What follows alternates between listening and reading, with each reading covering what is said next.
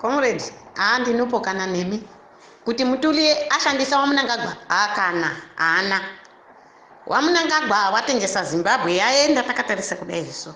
Takakutaurirai makomrades tichatanga welfare pane zvotakanga taona. Imi mukati tiri vatengesi, pakutanga musati maona makatiti tiri vatengesi, asi takanga taona. Tikada kupinza Mutuli pakuti Mutuli watengesa president awasi kuzviona ere vari kumushandisa. Ini ndinopokana nazvo.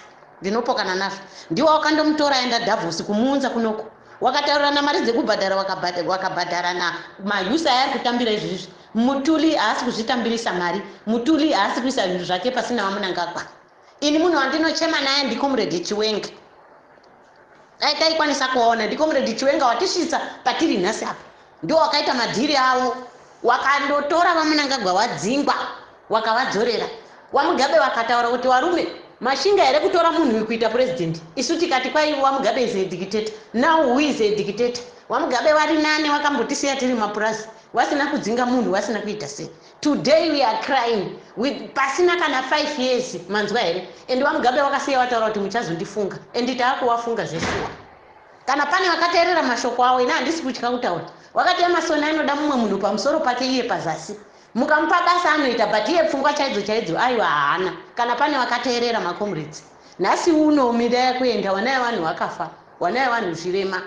Wana wevanhu havana vana. Vamwe makomrades akashaya vana pamusoro pehondo. Today ivhu raenda. Chionai, mupei nguva, yewe mupei nguva. Kumupa nguva yekuenda kokokorodza varungu kuti Zimbabwe is open for business, vanhu kugara vari mundege vachienda kokokorodza varungu kuti Hampton mapurazi enyu vachinyepa kuti Zimbabwe is open for business. Chibage chacho charudedzera varungu kuti varime chikuda kudyiwa nani. Isu takatoshaya chibage chekudya nekuti varungu hapana. Tisahwanda nechigunwe nanganai naMunangagwa. Ndikutaurire ndomungu Wamunangagwa wakazoya kuhondoko 1977 tagara tiri kuMozambique uko. Wachibva kuZambia 1977. Where was he? Endi munhu anotaurwa history yake naachiwenga kumarari umu kuti zvabva zvazodai Wamunangagwa wakazo iwo agonotara history yako. Iwo agonotara history yawo here wega kuti mafambiro awakaita kuti wakazvifambisa sei. Inini I don't care and I don't mind. This government is a mafia government.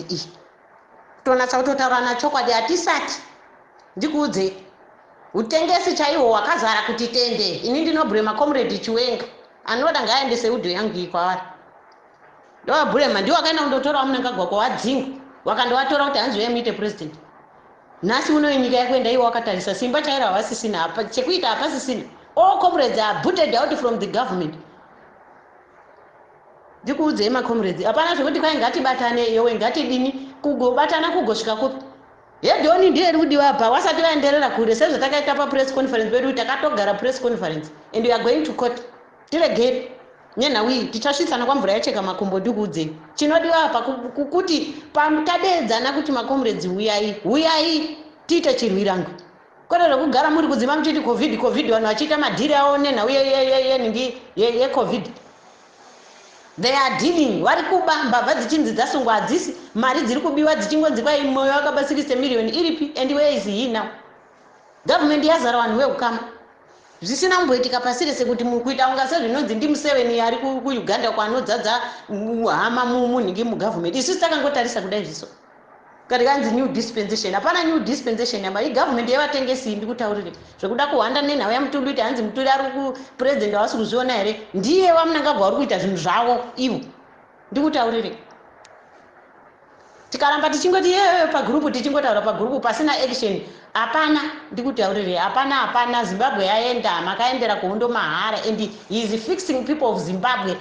Vanhu pamwoyo Wamunangagwa havana. Takakutaurirai makomrades havana kana nehanya nevanhu vaya havana. Everything is going wrong mukati menyika ine. People are suffering, vanhu vakuwarira mukati and vakaisa fear muvanhu nekubudisa masoja achipfuura vanhu vachifa vanhu vakaramba vakanyarara. Wakaisa fear muvanhu izvozvi vanhu kungokuwarira mukati. Hapana kwekutaura nekutya kuendeswa kujeri. Kwati hanzi I'm a listening president wani wari president listening wekupi ndewepi. People are suffering mutown umu. Transport chaiyo hapana vanhu vanoswera vakazara mutown. Ndikuudzei havana hanya nevanhu vakati idyai muriwo idyai mapotatoes kana matadza kutenga nyama. Asina chekukwidza ngaakwidze trouser rake. President listening president achitaura mashoko akashata kudaro. Ndikutaurire macomrades ese from army from kupi kunyarara zvenyu but takuwarira mukati. Handiyo Zimbabwe yatakarwira. It's another Zimbabwe. Ndikuudzei tisade kuda kuhanda nechigoni kuti hanzi Muturi ari kushandisa Wamunangagwa. Wamunangagwa ndiwo ari kushandisa Muturi. Ndikuudzei padhiri rawo era wakandomutorera kuDavos, wakandomutorera after bhengi radonha apo Barbicane mbavha.